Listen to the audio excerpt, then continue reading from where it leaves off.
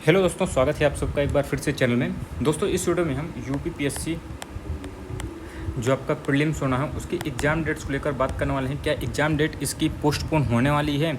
आपको पता होगा 27 और 28 को आपका इसका पेपर होना था अक्टूबर में, लेकिन अब पता नहीं ऐसा न्यूज़ आ रही है कि आप लोगों का ये एग्ज़ाम अब पोस्टपोन हो सकता है आगे, और ये हो सकता है दिसंबर में आपका एग्ज़ाम चल जाए, वो भी 8 दिसंबर की बात चल रही है इस समय।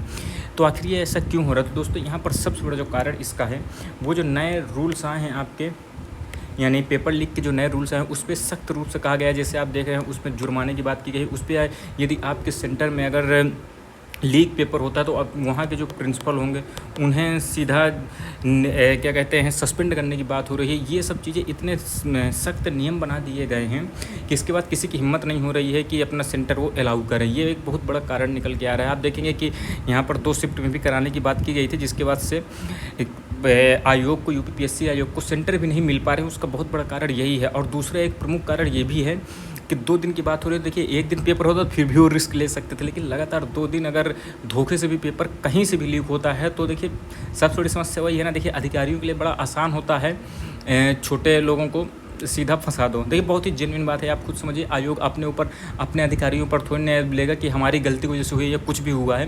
वो डायरेक्ट सेंटर को ही सील कर देंगे। ये इसका एक बहुत बड़ा कारण है। देखिए, कोई भी होता है वो ये नहीं चाहता कि मेरी नौकरी में दाग लगे।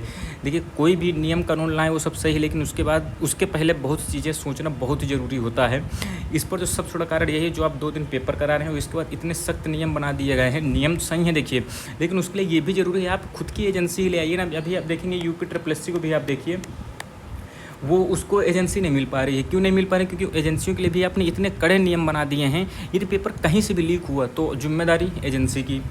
तो इसके कारण से अभी आपको पेपर कराएं तो भाई अपनी एक गवर्नमेंटेड एजेंसी बना लो। इतने आप एग्जाम कराने हैं, आपको ये सब चीज़ें हैं तो आप खुद की बना लो। क्यों छीछे लेतर मचा रहे हैं? लेकिन बस वो ये अपने ऊपर जिम्मेदारी न लेकर दूसरे के ऊपर जिम्मेदारी डाल दो सीधा। अगर कोई गलती हो रही है, अगर कहीं से देखिए लूप होल अगर आयोग की भी होगी तो गलती किसकी ढूंढ लेगा?